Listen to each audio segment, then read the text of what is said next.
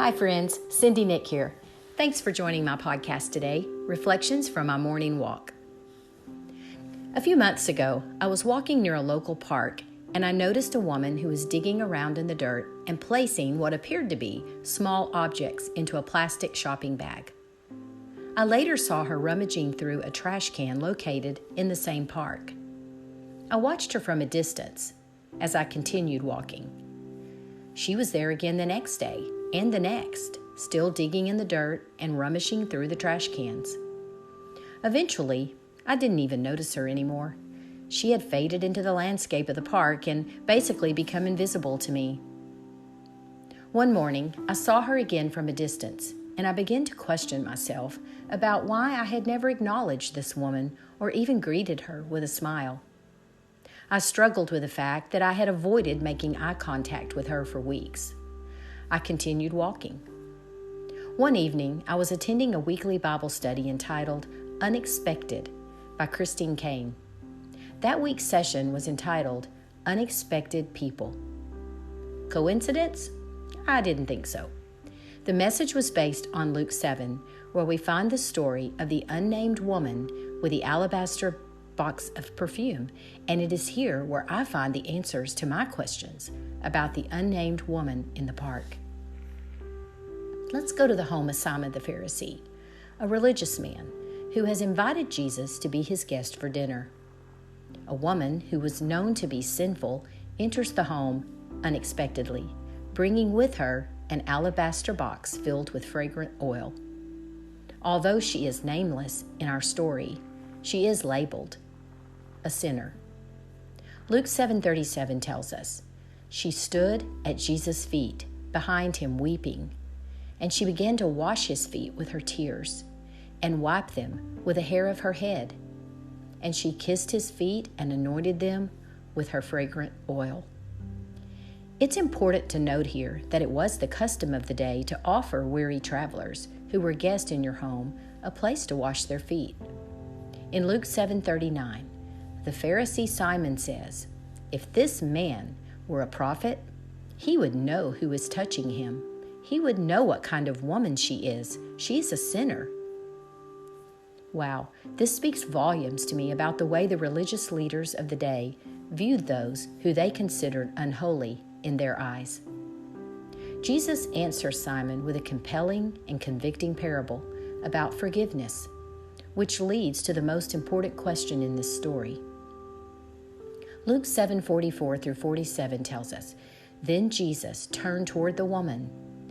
He said to Simon, 'Do you see this woman? I came into your house. You didn't even give me any water for my feet, but she wet my feet with her tears and wiped them with her hair. You didn't even give me a kiss, but this woman, from the time I entered, has not stopped kissing my feet. You did not put oil on my head, but she has poured perfume on my feet. Therefore I tell you, her many sins have been forgiven, as her great love has shown. But whoever has been forgiven little loves little." Jesus was implying that even though Simon was looking directly at this woman, he was so spiritually blinded by his own self-righteousness and judgmental spirit that he actually didn't even see the intentions of her heart or her genuine love for Jesus, nor did he truly see Jesus as the forgiver of her sins, her Savior. I decided to look up the definition of the word see. Interestingly enough, the first definition that popped up was to discern visually with the eyes, to understand, to grasp, to comprehend. Jesus was right. Simon did not make any effort whatsoever to truly see this woman. Jesus makes a powerful point. Looking at someone is one thing. Actually seeing them as a sinner saved by grace is something else. It's easy to look past someone or simply look away from someone because we really don't want to see them. Not seeing them gets us off the hook. We don't have to feel anything or commit to anything. But when we see people the way Jesus sees them, it touches us, it changes us, it requires action on our part. we may have to feel someone else's pain or get out of our own comfort zone. This message spoke to me on so many levels. I prayed that God would help me to see others through the eyes of Jesus. I asked Him to forgive me for not actually seeing people like the woman at the park. And I asked Him to give me another chance to see her through the eyes of Jesus. I thought about what the Lord tells us in 1 Samuel 16:7. For the Lord sees not as man sees. Man looks on the outward appearance, but the Lord looks on the heart. So fast forward to the next day. I'm not going to lie, my heart was beating faster as I approached the park. There she was, digging through the trash, only a few feet from the sidewalk directly in front of me. I remembered my prayer from the day before, and I knew that God was not going to allow me to walk past that trash can without seeing that woman. I approached her. I said, "Good morning," and told her my name. I made eye contact with her for the first time. I asked her for her name. No response. She touched her finger to her mouth to indicate that she either could not or chose not to reply.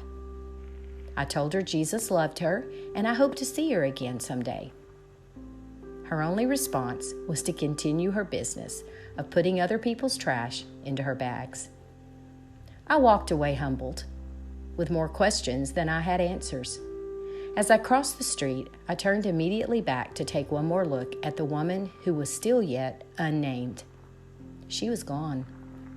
Maybe I will see her again, maybe not. Either way, Jesus will never unsee her. When you go out for your next walk with Jesus, ask yourself, who am I not seeing today? Until next time, keep walking.